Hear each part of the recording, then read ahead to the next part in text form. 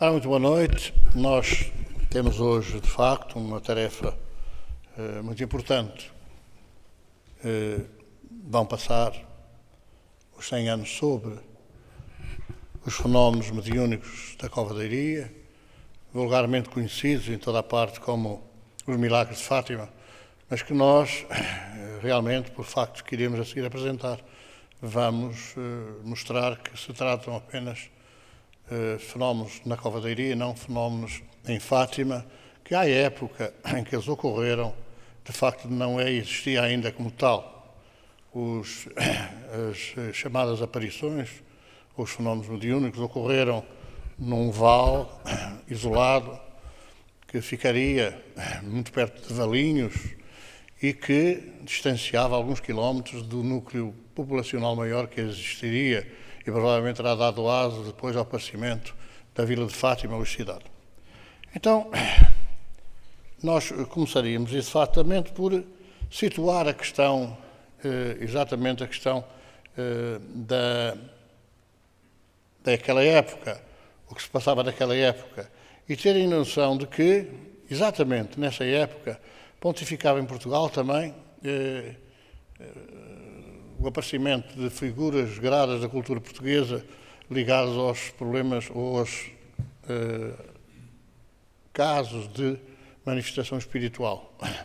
Não podemos esquecer que passamos uma fase da implantação da República em Portugal, 5 de outubro, que terá sido, no nosso entendimento, a primeira tentativa de implantação de um regime marxista, do regime que depois viria a ser catalogado como comunista mais tarde, mas que era realmente um regime de férreo antirreligioso e que conduziu à proibição em Portugal, ou à perseguição em Portugal, a partir de 5 de outubro de 1910, daquilo que eram as religiões tradicionais e, naturalmente, também ao espiritismo.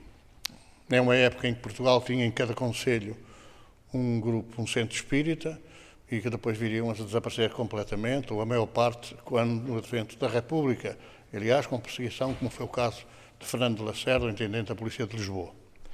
Então, temos que situar-nos numa época em que um grupo ligado ao Orfeu, aquilo que era uma publicação literária de então e que procurava fazer a revolução da poesia portuguesa, criando uma segunda tentativa, que já tinha existido no século XIX, com Antero de Cantal, com António Nobre, com Camilo Castelo Branco, a nova poesia portuguesa, que ressurge no início do século XX, com esse grupo do Orfeu, que fazia parte de Fernando Pessoa, Mário Sá Carneiro e outros grandes escritores e poetas e também pintores, como Almada Negreiros. Ora, é nesta época exatamente que surgem as primeiras indicações da nova poesia, e este caso desta poesia O Nevoeiro, da autoria de Fernando Pessoa, é significativa porque ele acaba por anunciar que é hora de Portugal sair do nevoeiro da República, do nevoeiro do materialismo. E é uma poesia muito importante, essa poesia do nevoeiro, porque ressalta a situação dramática que se vivia então. E nós vamos encontrar o quê? Vamos encontrar, de facto, uma preocupação dominante da maior parte das pessoas com aquilo que era a política da época, porque os consulados políticos, os governos caíam de 6 em 6 meses, alguns de 3 em 3 meses, e, portanto, a sucessão de figuras gradas, digamos assim, daquilo que foram os grandes revolucionários, os promotores da Revolução da República, sucediam-se nos governos uns atrás dos outros. E isso tornava o povo muito ansioso, o povo muito crítico, e na sequência dessa situação, desse estado de alma do povo, é que os governantes resolveram, no meu entendimento, procurando distrair a atenção do povo, fazer com que Portugal entrasse na guerra. Embora houvesse outras questões laterais também importantes, como era o caso da guerra que era efetiva já entre a Alemanha e Portugal nas então colónias de Angola e de Moçambique, porque os alemães, tendo territórios também sob sua administração, procuraram entrar nos territórios, particularmente de Angola, e tentar alargar a sua área de influência. E isso fez com que Portugal mobilizasse já nessa época 30 mil homens para combater na Primeira Grande Guerra Mundial contra os alemães em África. É claro que isso depois tornou-se extensível, como eu disse, era necessário distrair a atenção do povo e Portugal entra na guerra e concretiza-se essa entrada no início de 1917. Finais de 16, os grandes expedições, os corpos profissionais começaram a partir em 16 e começou a haver uma angústia muito grande, porque não havia notícias da frente de guerra, não havia notícias das famílias. Portugal acabaria por ter um contingente que ter-se aproximado muito dos 200 mil homens em armas, e não eram mulheres, na altura as mulheres não iam para a guerra ainda, mas eram homens, e naturalmente se batia à porta de todas as famílias em Portugal. Toda a gente tinha filhos, ou maridos, ou irmãos na guerra. E aquela angústia da falta de notícias, porque muitas vezes elas surgiam só, a notícia da morte já surgia quase um ano depois do caso ter verificado. E então é nesta altura que realmente o povo se distrai daquilo que eram preocupações com a política republicana para passar a querer notícias sobre as famílias, notícias sobre a frente de guerra.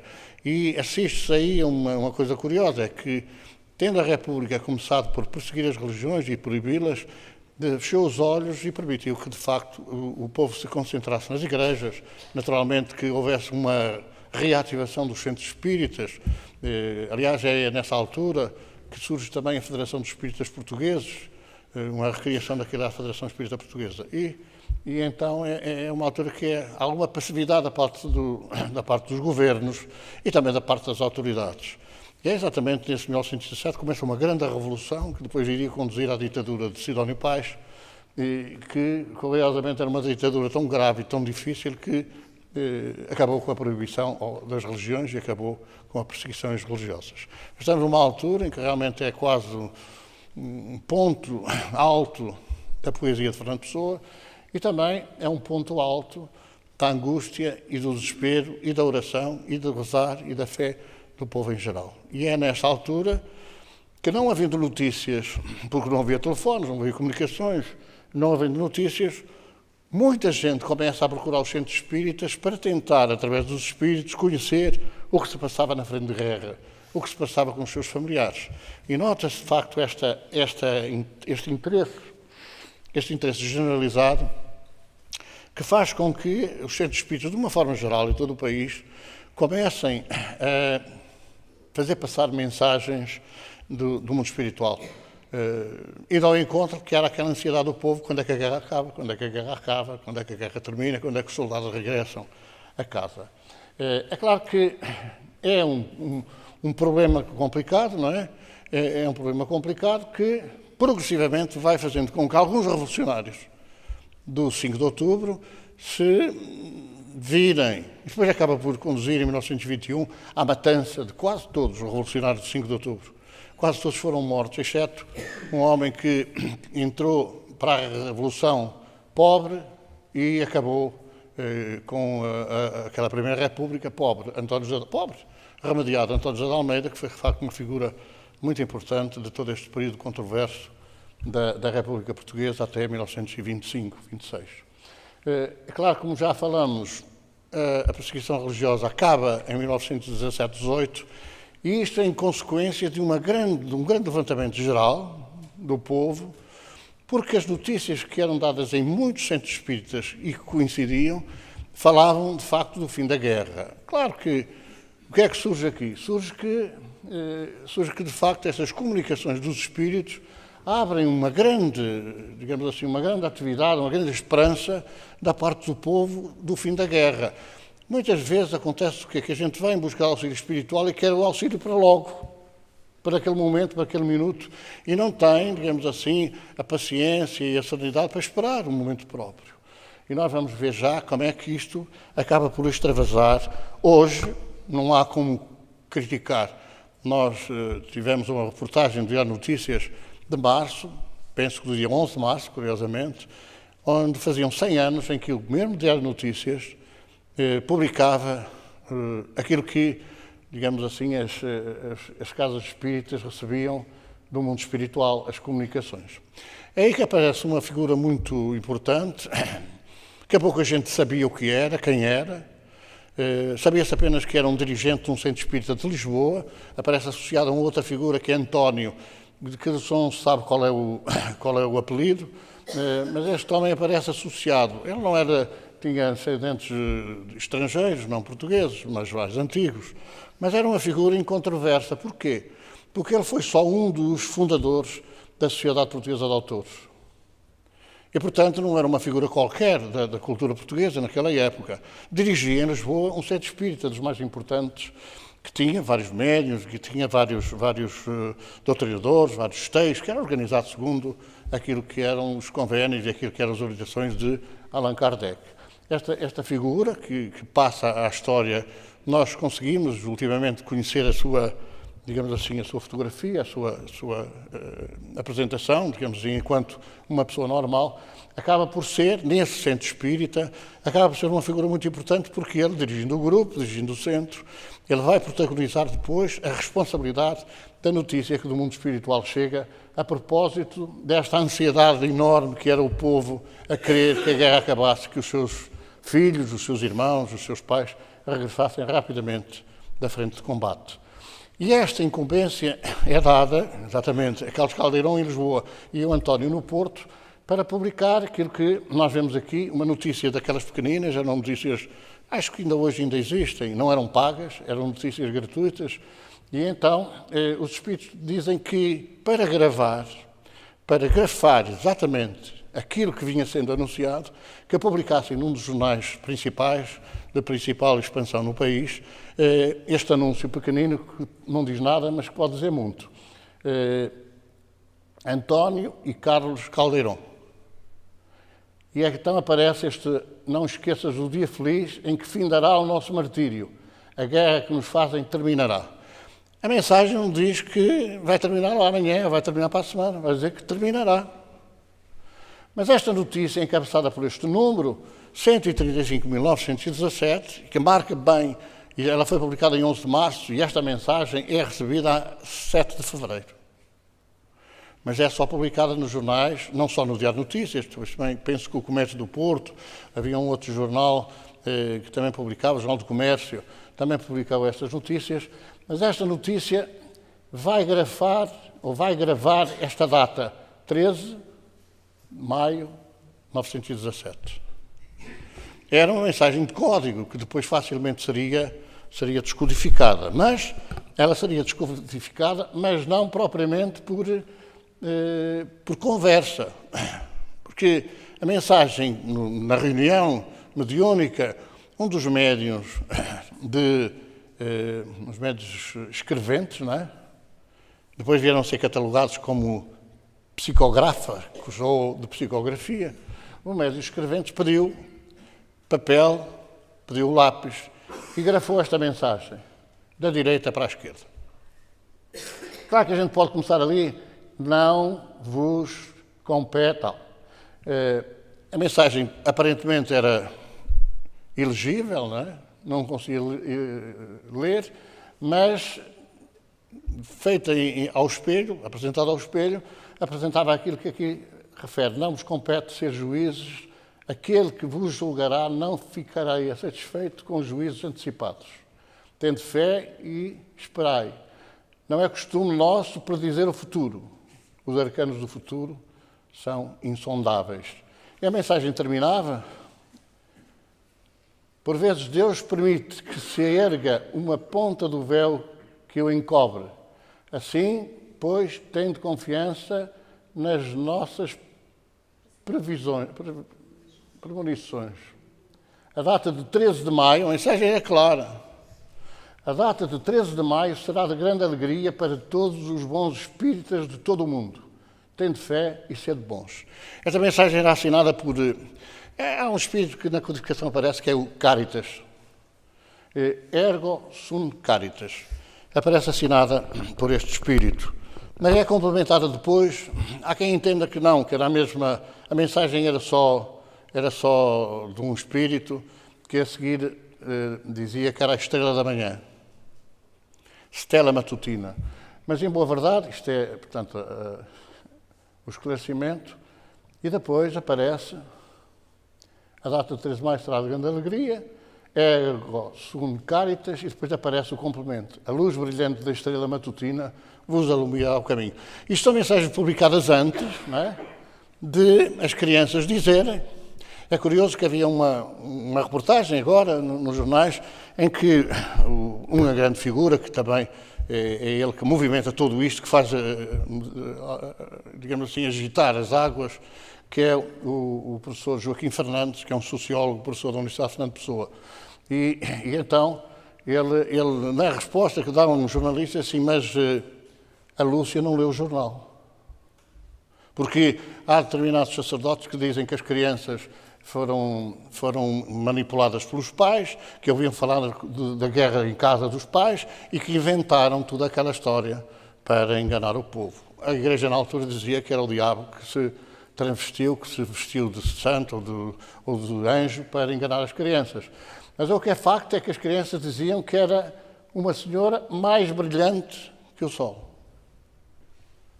A luz brilhante da estrela matutina vos alumiará o caminho. Então, esta estrela matutina, ou estrela da manhã, ou a estrela da nova alvorada, pode ser a mãe de Jesus? Pode. Nunca poderia ser a mãe de Deus. Mas pode ser a mãe de Jesus. Por outro lado, também, a senhora da azinheira, que foi o que as crianças identificaram. As crianças não disseram a mãe de Deus apareceu, a mãe daquele apareceu. Era uma senhora mais brilhante que o sol e que lhes disse. E não aquilo que depois veio a ser divulgado, que era que havia uns segredos. Também é verdade que a melhor coisa que a gente tem para guardar um segredo é contar às crianças. Ou aos adultos, dizendo, não digas nada a ninguém. Que então é que aquilo ganha pernas para correr. Agora, e a senhora ensinou as crianças a rezar. E a senhora disse que tem que rezar o terço do rosário não sei quantas vezes e tal. E a senhora disse que rezai comigo. Ave Maria, quer dizer, sendo ela Maria, não ia dizer às crianças para rezarem a ela. Rezai para mim, dizem Ave Maria, Ave Maria. Não é possível que isto tivesse sido assim. Aliás, todo este processo depois acaba por levar um desenvolvimento passado 15 anos, não é? Porque logo a seguir o Jacinto, Francisco e a Jacinta tiveram uma sorte extraordinária, que foi morrer com a pneumónica, porque senão teriam levado o mesmo destino, provavelmente, que levou Lúcia, que foi enclausurada num convento em Vila Nova de Gaia, depois transferida para Vigo, para a Espanha, das Carmelitas Descalças, que é uma ordem religiosa muito difícil, muito complicada, muito, digamos assim, muito dura para a vida religiosa. Então estas mensagens, não é? Estas mensagens acabam por ser de facto importantes. Porquê? Porque elas são de facto publicadas antes dos acontecimentos. Os espíritas agora estão a inventar essas coisas. Não está nada a inventar, isso foi publicado nos jornais.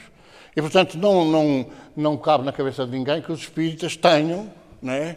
Tenham depois inventado as coisas e criado aquilo que depois foi criado, que foi passar aos fenómenos da covadeiria, perseguidos, manifestações de Satanás e do Lucifer e do diabo, etc., para milagres, para aparições, que não têm qualquer fundamento. Porque são aparições que toda a gente vê. Mas não viram. E depois até acontece agora algumas controvérsias, né? Dizendo que afinal são visões. Afinal, são visões interiores. Afinal, é tudo aldrabice, porque o Francisco, tanto quanto se sabe, só ouviu, não viu. E, portanto, como só ouviu, não foi visão. A Jacinta não ouviu, só viu. Portanto, isto aparece desta forma, porquê? Porque não há capacidade religiosa dominante para explicar as coisas que aconteceram com racionalidade. E, portanto, como não tem racionalidade as coisas, preferiu-se afirmar que Deus se enganou, que Deus resolveu, afinal, estar atento às manifestações dos homens e que terá derrogado as leis que criou infinitamente sérias, justas, sábias, etc., para dizer assim, bolas, se não são estes tristes a limbar-me, eu lá deixava passar esta oportunidade para corrigir a lei. Então não há derrogação da lei. A lei não é derrogada. O que os homens não quiseram aceitar que fossem fenómenos espíritas, porque foram assim que foram anunciados. E o espiritismo, apesar de tudo, foi perseguido sempre. Sempre perseguido. Se o segredo era esse da perseguição religiosa, era aos espíritas e não à Igreja, porque a Igreja passou a ter realmente liberdade de ação a partir do consulado de Sidónio Paz, que curiosamente era espírita. O Presidente da República tinha, de alguma forma, convertido ao espiritismo, embora não pudesse, frequentou, tanto quanto eu me apercebo, um centro espírita no Minho. Ele era militar, ele era major e era professor catedrático em Coimbra, porque era uma figura grata da cultura, e, portanto, ele também acabou por reconhecer, a par com o Egas Muniz, o professor Egas Muniz, que é o Prémio Nobel da Medicina, e de outras figuras importantes da cultura, ele acabou também por compreender e até acabou por ter sido avisado de que iria ser assassinado, como aliás foi, e ter sido avisado exatamente por um dirigente de uma casa espírita do Minho. Então esta confirmação aparece agora a 11 de maio. A 11 de maio voltam os mesmos, agora António e depois o Carlos no Sul, a publicar esta notícia.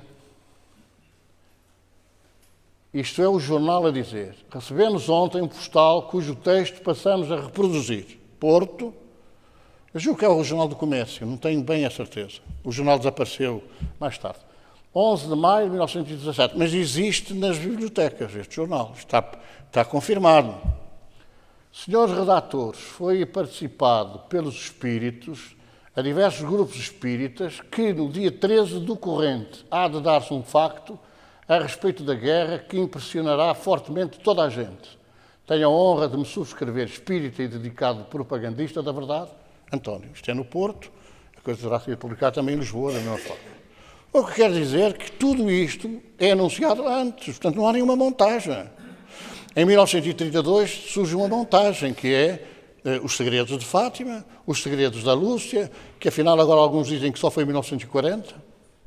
Já estava tudo a ser preparado para haver uma justificação, porque o milagre não tinha grande capacidade de passar. Um milagre, como é que é um milagre? Não tinha grande capacidade de passar. Então, aparece isto no dia 11 de maio. E logo a seguir, este investigador, nosso amigo, que correu toda a comunicação social da época, o único caso extraordinário que ele encontrou foram os fenómenos da Cova da Iria.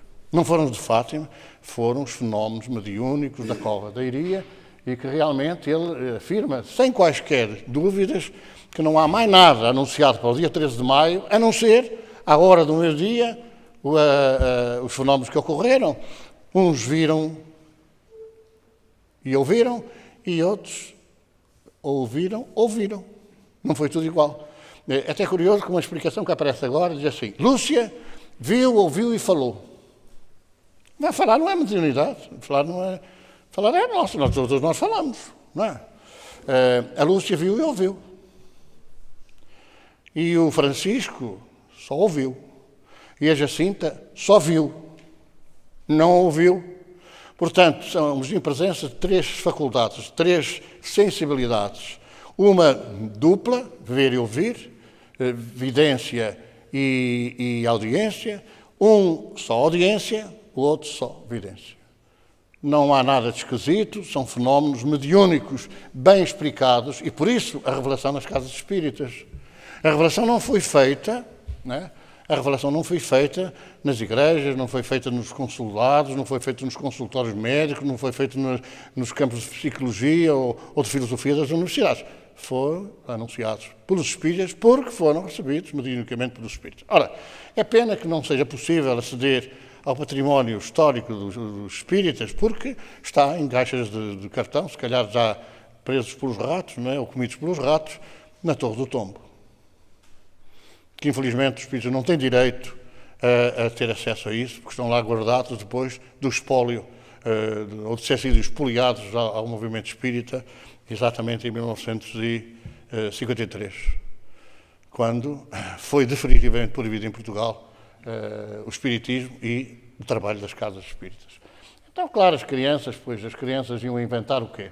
Como é que crianças destas que aparecem enfim, com uma humildade tremenda, como é que iam inventar essas coisas? Nem tinham uma visão para inventar. Porque se fosse hoje, Com certeza que a televisão apresenta estes jogos, aqueles jogos da baleia, ciência da baleia, dessa coisa toda, e as crianças até podem imaginar. Mas naquela época nem televisão havia, nem rádio. Inventavam o quê? Ouviam falar da guerra, mas tanto quanto se sabe, aquelas famílias não tinham gente na guerra, eram famílias novas. Não eram famílias já com filhos na guerra. Podiam ter um conhecido ou outro que estivesse de facto na guerra, podiam ter. Mas eles não tinham como imaginar essas coisas. E crianças destas, quer dizer, pequeninas que iam inventar agora, imaginar, como o povo, não é? Aliás, só para termos uma ideia, uma das reuniões do dia 13, não sei se foi em julho, provavelmente julho ou agosto, que as crianças foram presas para não estarem a comparecer na Cova da Iria.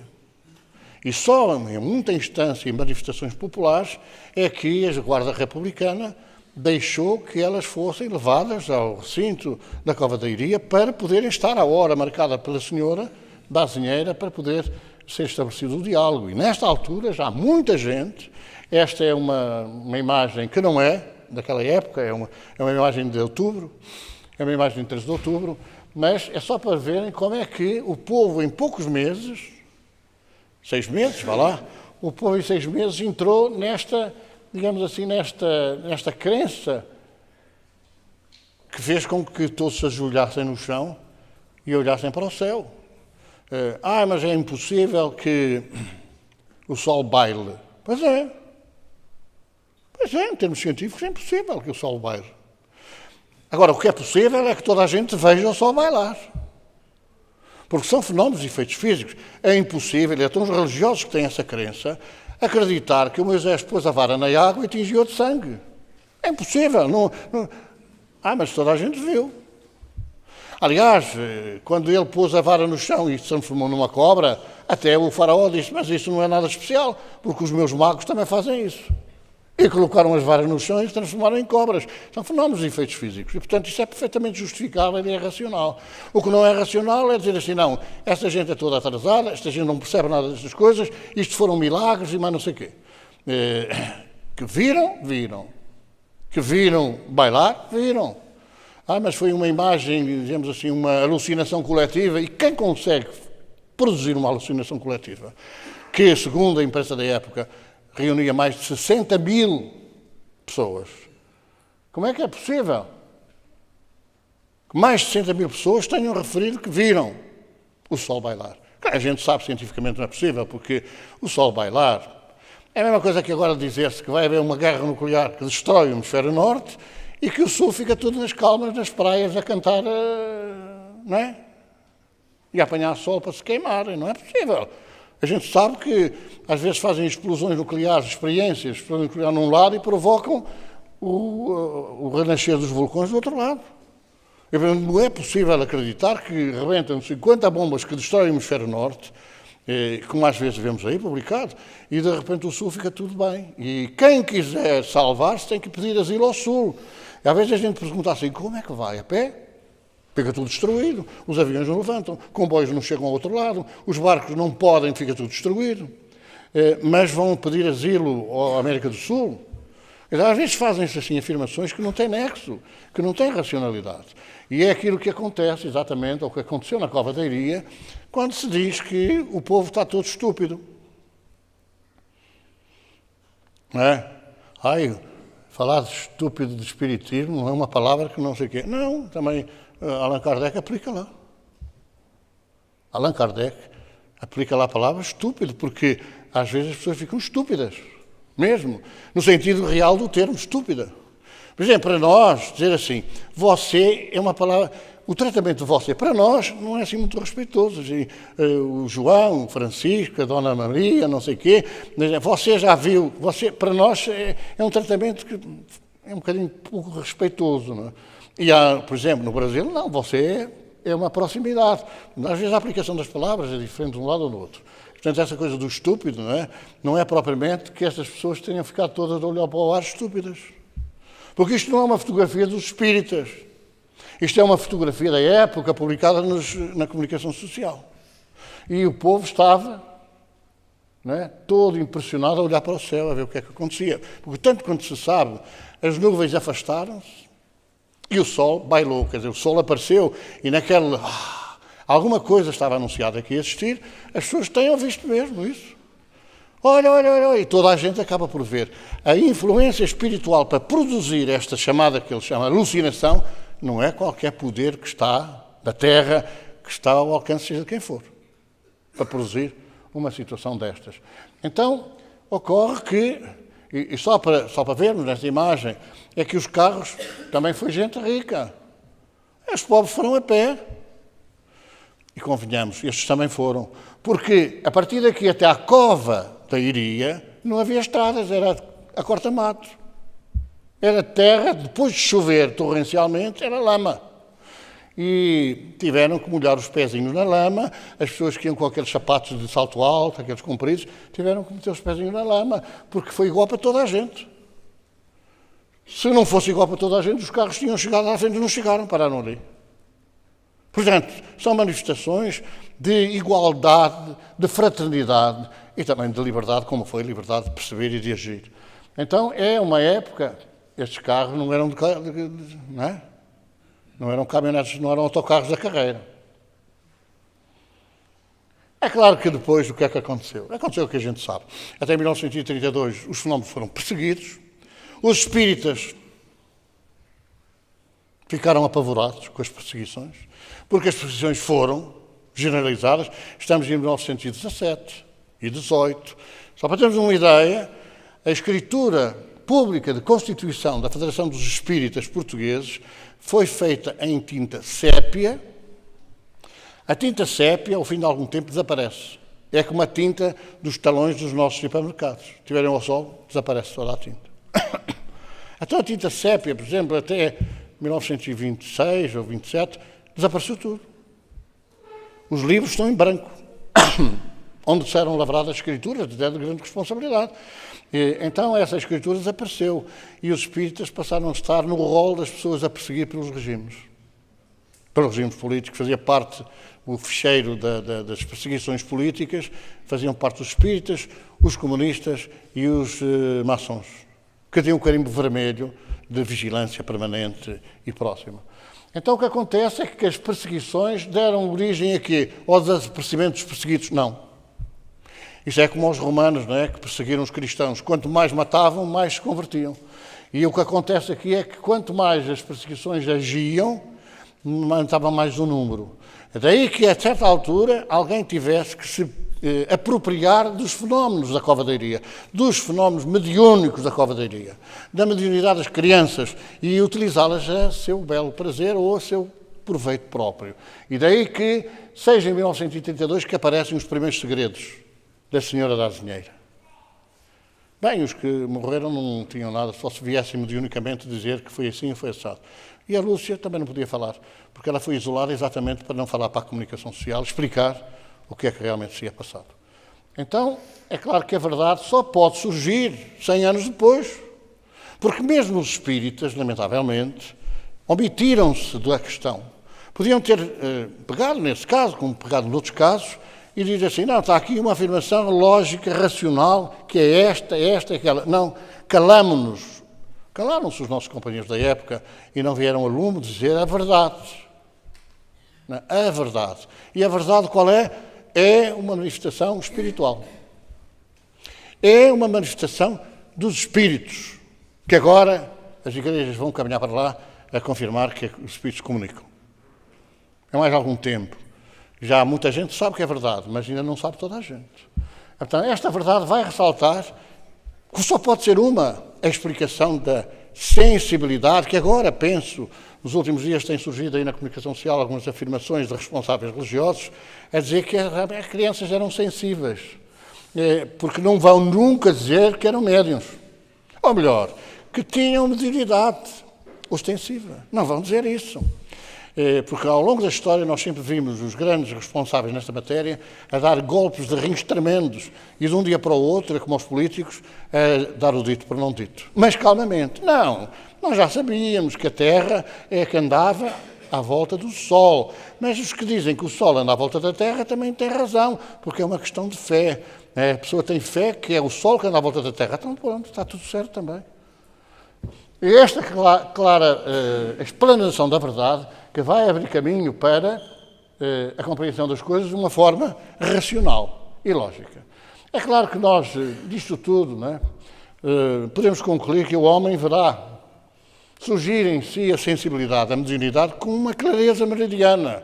Não vai haver mais dúvidas. Dizia-se antigamente que, por exemplo, para a psicologia são os sensitivos. Médium, não, porque isso é uma aberração. Médium é uma palavra, enfim, de gente atrasada, que usa essas coisas e tal, da feitiçaria, da bruxaria. São sensitivos. Não mais adormecida. A mediunidade será o sexto sentido que falava Mário de Sá Carneiro em carta dirigida a Fernando Pessoa. Então, é isto que nós temos esperança de ver sair publicamente, de ver sair explanado ao povo, explanado de uma forma geral, não no sentido de dizer assim, vamos todos agora para o espiritismo porque os outros mentiram-nos, porque isso não adianta nada, é igual. É no sentido das pessoas tomarem um caminho da realidade e de facto compreenderem que estamos rodeados das almas, ou melhor, dos espíritos, que não são mais do que as almas das pessoas que morreram.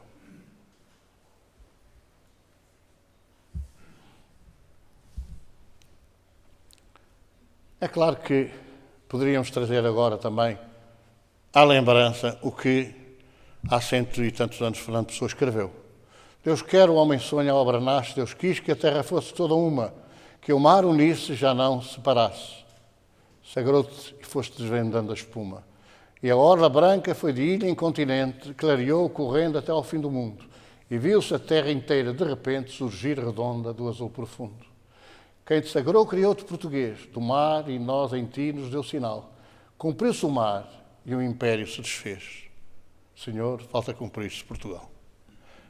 O império desfez, como nós sabemos, não é? No 25 de Abril, falta cumprir-se Portugal. Alguém quer colocar alguma questão, colaborar connosco nesta área, nesta abordagem de um tema muito caro?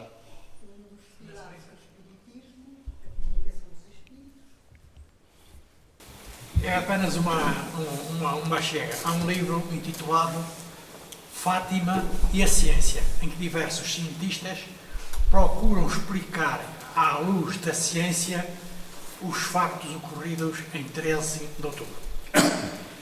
Nesse livro, atribui como autor da psicografia especular precisamente o Carlos Calderón. E refere ainda um outro audiente e vidente, que era Carolina Carreira, que, segundo os autores desse livro, se encontra exarado nos documentos do Bispado de Leiria. Agora aparecem vários textos, de várias origens, porque as pessoas agora, como se fala no assunto, como começou a falar no assunto, como isto começou a ser desmistificado, agora corre à frente também para dizer, eu também tenho, eu também sei, eu também... Este livro deve ter 30 e tal anos. Sim, mas ficou esquecido porque não convinha que soubesse. E refere precisamente que esses documentos dos jornais que se encontram na Torre do Tombo, a que tudo leva a crer que estiveram acesso. Bem, nós sabemos que está muita coisa na Torre do Tombo que não deixam consultar. Dizia eu que um dos pilares do espiritismo, a comunicação dos espíritos, se encontra incontestavelmente na origem dos fenómenos da cova da Iria. Sim, nós sabemos há muito tempo que é isso. Embora, por exemplo, companheiros nossos, espíritas, achem que não tem nada a ver com isso. Mas também há companheiros nossos que acham que o espiritismo não é religião. E também há companheiros nossos que acham que o espiritismo é só para as pessoas elevadas, importantes, só para doutores e não sei o quê, e que os pobres não têm direito a compreender essas verdades, não é? Embora o Evangelho seja claramente defensor de que os humildes às vezes sabem mais do que as pessoas sábias, porque é a inspiração divina que lhes traz o conhecimento. Agora, para nós não há dúvida, chamem-lhe sensibilidade, chamem-lhe mediunidade, chamem o que quiserem, mas que é essa faculdade que permite a determinadas pessoas sentir a presença dos espíritos e serem instrumentos da comunicação espiritual, não temos qualquer dúvida. E não há outra forma, ainda não encontrei, de tanta gente que tem ouvido, nenhuma explicação plausível, racional e lógica. Ainda não encontrei. E, portanto, pode acontecer que agora surjam notícias, mais notícias, sei lá, até pode acontecer que alguém diga que falou com Maria Santíssima e que ela afinal disse que isto era tudo mentira. Já não me estranho isso, não é? Porque é próprio dos homens. Agora, fala-se muito em Fátima, e agora nesta altura dos 100 anos, fala-se bastante mais. E eu dei por mim a refletir e a pensar naqueles miúdos, não é? Sem instrução e sem qualquer tipo sem rádio, sem televisão. E realmente a única coisa que eles poderiam afirmar é que viram uma senhora mais brilhante que o sol. E eu dei por mim, mas a senhora era católica, era protestante, anglicana, muçulmana, islamita? Não. Nem espírita. Portanto, é um fenómeno de todos. Não pode ser apropriado por um.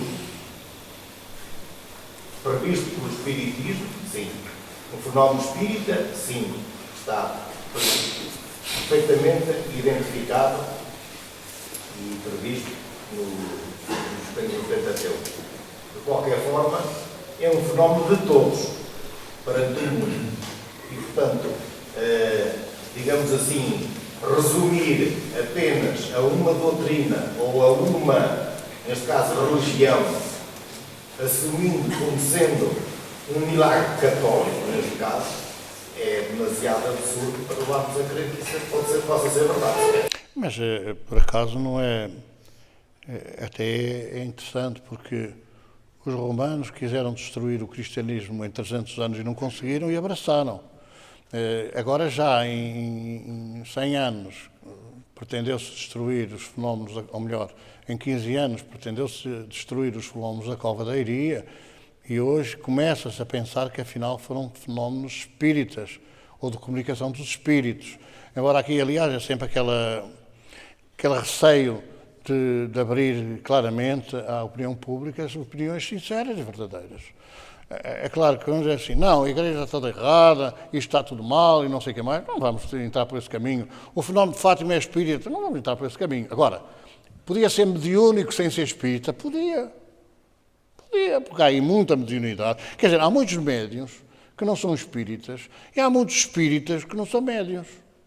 E, portanto, quer dizer, de qualquer religião há mediunidade. Chamem o que quiserem, sensibilidade, sensitivos, não sei o que e tal. Ou sujeira, ou assim umas palavras mais chiques.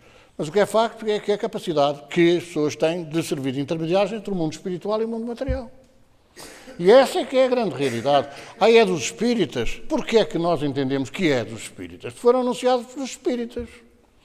Porque se fossem os evangélicos, ou se fosse outra seita religiosa qualquer, que anunciasse na comunicação social vai acontecer isto, vai acontecer isto, nós não tínhamos hoje como dizer que não era um fenómeno deles, porque era a realidade manifesta. Então, tenha essa coragem de analisar a questão do anúncio.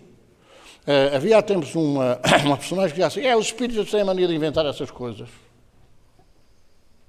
É claro que a gente não sabe que o presidente Manuel da Arriaga, que foi o primeiro presidente da República, da Primeira República, 30 anos antes, foi anunciado num centro espírita que o primeiro presidente da República Portuguesa se chamaria Manuel da Arriaga, num centro espírita de Lisboa.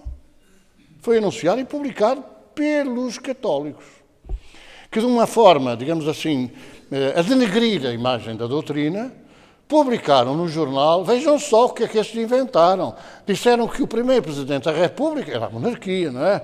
Estes fulanos estão malucos. A República qualquer apuça. Mas na reunião mediúnica foi dito que o primeiro presidente da República chamar-se-á Manuel da Arriaga. E mais, era um cidadão que vivia nos Açores. Que ninguém imaginava que ia ser o primeiro presidente da República. Portanto, quem é que anunciou? Os espíritas. Mas é gente que não tem credibilidade.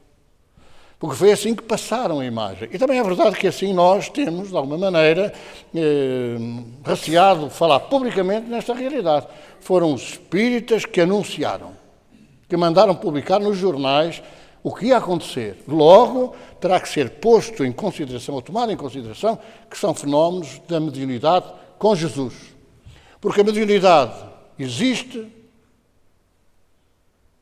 e muitas vezes não tem nada a ver com Jesus.